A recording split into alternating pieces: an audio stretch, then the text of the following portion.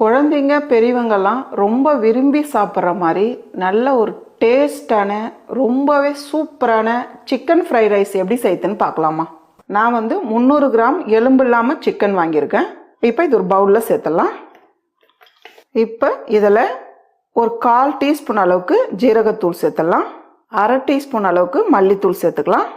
1 teaspoon அளவுக்கு மிளகாய்த்தூள் சேர்த்துக்கலாம். 1/4 டீஸ்பூன் அளவுக்கு கரம் மசாலா. நான் கொஞ்சமாக செய்கிறதுனால எல்லாமே மசாலா கம்மியாக சேர்க்குறேன். நீங்கள் கொஞ்சம் அதிகமாக செய்கிறவங்களா இருந்தால் எல்லாமே 1 டீஸ்பூன் அளவுக்கு 1/2 டீஸ்பூன் அளவுக்கு சேர்த்துக்கலாம். 1 டீஸ்பூன் அளவுக்கு கார்ன்ஃப்ளவர் மாவு சேர்த்துக்கலாம். 1/2 டீஸ்பூன் அளவுக்கு அரிசி மாவு சேர்த்துக்கலாம்.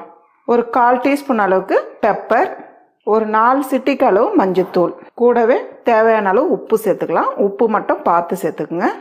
1/2 டீஸ்பூன் அளவுக்கு கெட்டி தயிர் புளிப்பு இல்லாமல், கூடவே 1/2 லெமன் ஜூஸ் சேர்த்துக்கலாம். ஒரு முட்டை.